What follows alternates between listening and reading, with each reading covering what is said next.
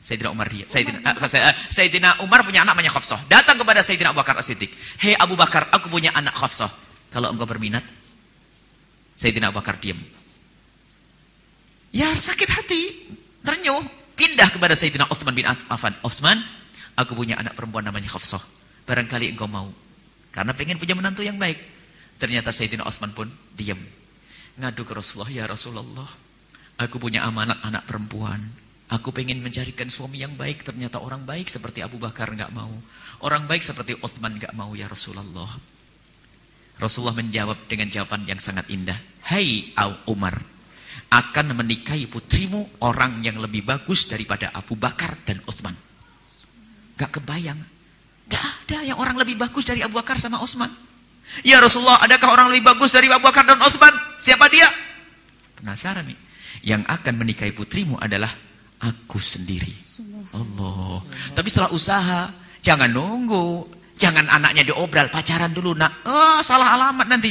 Anak yang baik. Setelah kita mendapatkan anak yang baik, ini satu contoh saja. Kalau sudah ada kesepakatan, ini ada sebuah contoh, ada seorang alim, seorang syekh punya anak perempuan.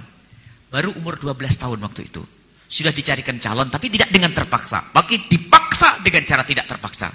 Rupanya waktu itu apa? Sudah ada kesepakatan, ada anak soleh, cukup secara fisik bagus, ilmu bagus, ini bagus.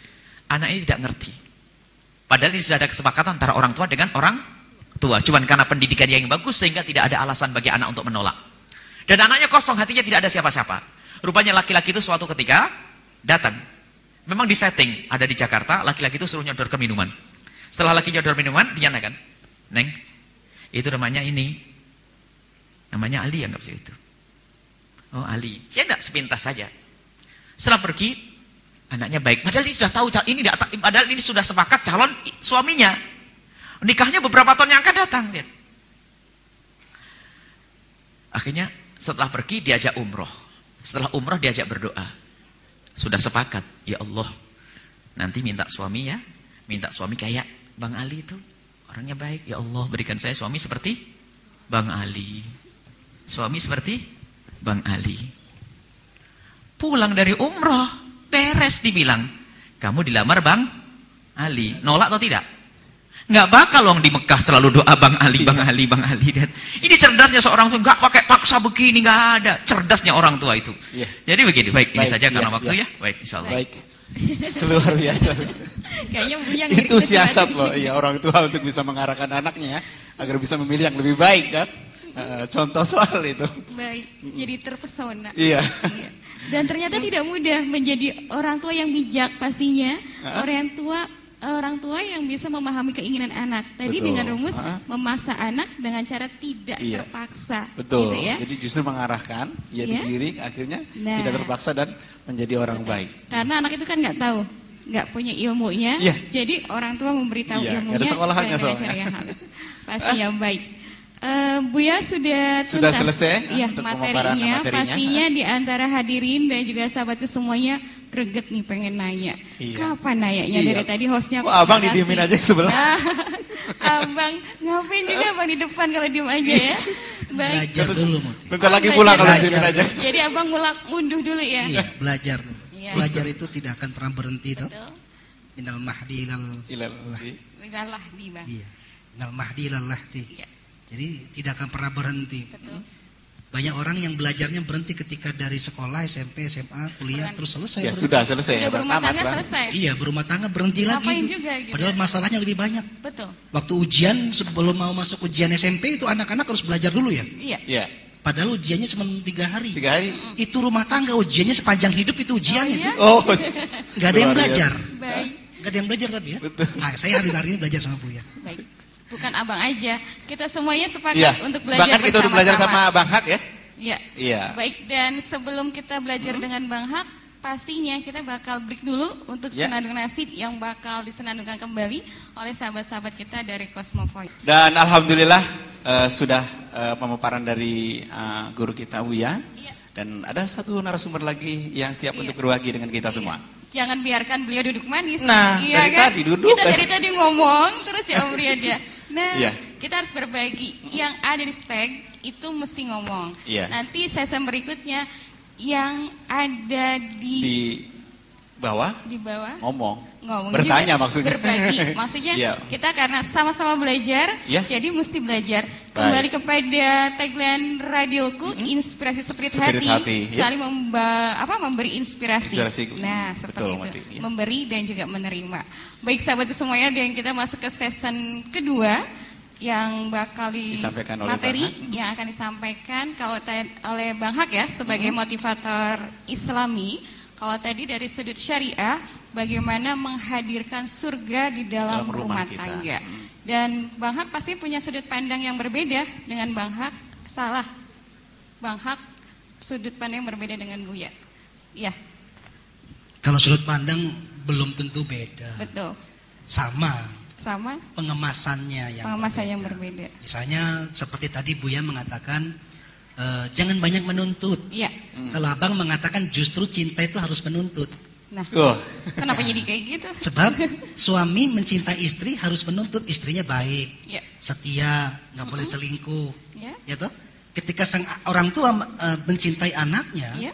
orang tua harus menuntut anaknya harus menjadi anak yang Yang baik, baik. anak yang rajin, hormat sama orang tua, taat kepada Allah dan Rasulnya. Subhanallah. Nah, berarti bahasa yang berbeda, tetapi maksudnya Maksud dan sama. tujuannya sama. Gitu, ya. Jadi ada kadang-kadang ada orang tanya sama saya, Bang, kok banyak orang mengatakan ketika kita mencinta itu harus menerima apa adanya. Saya bilang enggak, itu bukan cinta yang berkualitas. Kalau cinta berkualitas, engkau menerima apa adanya, lalu olah dia menjadi ada apanya. Ada apanya? Kan gitu ya. Sip. Ya. Kalau hanya menerima apa adanya saja, Ya. berarti ya Ya seadanya. udah segitu-gitu aja, Bang. Ada yang gitu, Segitu-gitu gitu. doang ya, Bang ya. Iya, segitunya Jangan gitu. protes. Dan tidak mau memperbaiki ketika ada kesalahan, tidak ada pengingatan di sana. Berarti kan itu cara untuk menerjemahkan bahasa yang lebih tepat. Baik, nanti Abang harus berbagi caranya Iya. seperti Iya, apa iya. pengemasan bahasa yang baik. Dan materi yang pertama yang bakal disampaikan oleh Bang Hak mungkin akan sinergis ya Bang ya, Ya. dengan runtutan materi-materi yang sudah disampaikan oleh Buya. Buya, ya Om Riyad ya. Betul. Bahasanya kemasannya sama, sakinah, mawadah, Mawaddah, warohmah. warohmah. Dari awal Buya menyampaikan dari memilih pasangan, terus juga rahasia sukses keharmonisan rumah tangga Rasulullah, menciptakan sakinah mawaddah warohmah serta mendidik anak gitu Ya, kan ya. betul. Semuanya dibutuhkan upaya sinergis dan juga Kebersamaan. kebersamaan. Itu atas nama cinta. Betul. Tapi tatkala cintanya memudar, sudah berbilang tahun ya Betul, usia pernikahan. Sedikit menyimak sair lagu Sair yang lagu, tadi ya. duhai pendampingku, ingin bahagia dari Ya. awal bersama sampai ke surga Sampai, nanti. Tapi belum sampai surga nih. Udah pudar duluan. Udah pudar duluan. Bagaimana membangun cinta kembali? Ya? Betul. Sayangnya sudah nggak ada. Kalau awal itu kan masih manggil Betul. sayang.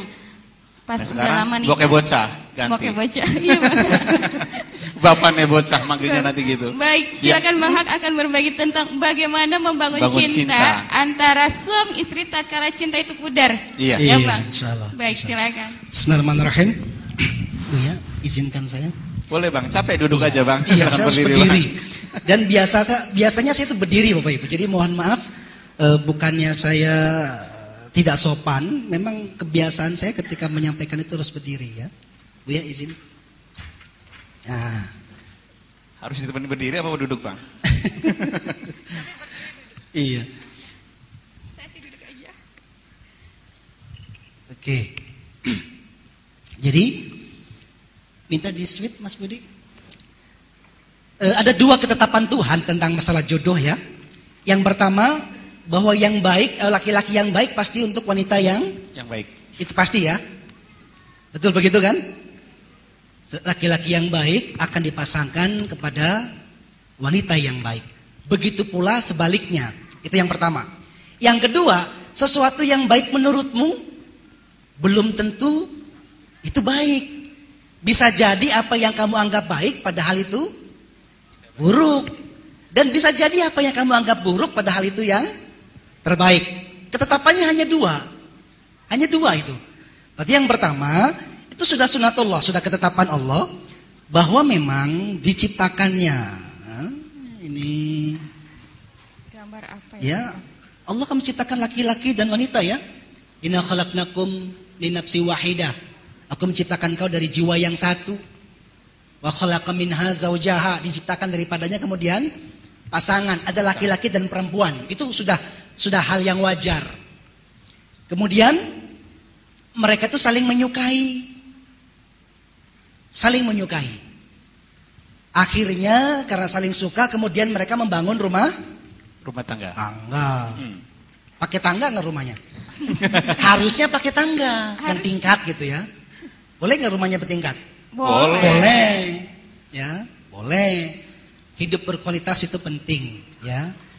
Tetapi sikapnya harus tetap sederhana, Bapak Ibu. Ya. Soalnya orang punya uang banyak pun nggak ada yang dibawa-bawa loh. Betul. Ada nggak punya orang yang punya uang miliaran terus dibawa-bawa duitnya? Nggak ada, Bang. Nggak ada toh? Tetap aja disimpan di banknya. Dompetnya tetap aja kosong. Adanya kartu semuanya. Jadi sebetulnya sederhana sikapnya. Boleh nggak? Kata pepatah mengatakan jer basuki mau beo. Apa itu? Kebaikan saja membutuhkan Pengorbanan. biaya. Biaya. Kebaikan saja membutuhkan Biaya. biaya. Bangun pondok butuh biaya. Banget. Butuh uang. Iyalah. Betul, jangan jengah bilang uang. Ini masalah uang, tolong jangan dibicarakan. Ini terlalu duniawi. Enggak, tergantung penempatan. Ya. Begitu pula sama, Bapak Ibu. Di dalam membangun rumah tangga juga sama. Jangan kita bilang jengah atau segan berbicara cinta. Ujung-ujungnya hilang itu cinta. Enggak ada lagi cinta. Ya. Lah, kebutuhan ini bisa saling mencintai, ini namanya kebutuhan rohani. Ya, di dalam kebutuhan rohani itu adanya perasaan tenang. Ya, sakinah itu ketenangan sebagaimana ikan menemukan air. Tenang enggak itu? Wow, tempatnya Sebelum menemukan air seperti apa? gelisah. Gelisahnya luar biasa. Seperti burung menemukan udara. Seperti cacing menemukan tanah. Begitulah kita menemukan pasangan. Tenang. Ini gubrek aja tiap malam gitu. Ribut aja. Jadi gak ketemu ketenangan. Ya. Nah, tetapi kebutuhan tidak hanya rohani. Dari dulu itu ketika ketemu, biarlah aku mencintaimu apa adanya. Akhirnya begitu menikah, menyesal. Dulu ada si Udin yang jelek dulu, lamar saya tolak. Sekarang lihat Udin walaupun botak, ternyata dia lebih mapan. Banyak nggak wanita yang hari ini nyesal begitu? Banyak kali, Bang. Banyak. Yang dulu cinta sama laki-lakinya gara-gara parasnya saja. Ya toh? 15 tahun, 20 tahun berjalan, kemudian si Udin yang dulu ditolak-tolak, yang ngejer nggak pernah dipikirkan, jadi sekarang sukses, hidupnya lebih mapan, lebih bahagia, ya lebih makmur. Terus dia nyesal, oh seandainya dulu aku terima dia. Ya toh? Berarti betul, paras kecantikan bukan sebagai standar. Wanita itu kalau memilih sesuatu, nih ya, kalau saya persepsinya beda soalnya, tetapi tujuannya sama. Wanita ketika memilih suami, dia melihat masa depannya. Ya toh? Ya toh? Ya. Wanita itu akan disandingkan kepada suami, dia melihat masa depannya, nanti kamu mau bawa aku seperti apa? Kemana kau akan bawa aku? Itu wanita. Ya, tapi laki-laki memilih istri, memilih wanita, melihat masa lalunya. Oh iya. Laki-laki kalau melihat Laki-laki memilih istri, melihat masa lalu. wanita melihat masa lalunya. Maksudnya? Ya tadi kata Buya, milih dangdangnya mau yang bocor atau yang utuh? Yang utuh dong. Ya toh? Aisyah pernah bertanya sama Rasulullah, ya Rasulullah, seandainya engkau suruh memilih, Iya. ya, memetik sebuah buah, apakah engkau memetik pohon yang belum pernah dipanjat atau pohon yang sudah pernah dipanjat orang? Jawabannya adalah Kata Rasulullah, aku lebih memilih buah yang pohonnya belum pernah dipanjat. dipanjat orang. Gitu ya? Iya. Udahlah, ini mafhum, ini pembicaraan level tinggi soalnya. Mengertilah begitu. Soal panjat, memanjat, mengertilah. Gitu ya. Walaupun saya kesini bawa anak saya, Bu ya, yang masih SMP. Saya bilang harus belajar. Karena suatu saat dia juga akan berumah tangga. Nah, teman-teman, ketika berumah tangga ini ada kebutuhan, juga ada namanya kebutuhan jasmani. Ya toh? Nah, di dalam kebutuhan jasmani ini, keluarga berinteraksi, melakukan aktivitas. Nah, di dalam aktivitas ini tentunya saling mempengaruhi. keadaan baik di rumah tangga akan mempengaruhi baiknya aktivitas, gitu. Buruknya keadaan rumah tangga dibawa nggak dalam pekerjaan? Itu ke bawah-bawah, Pak.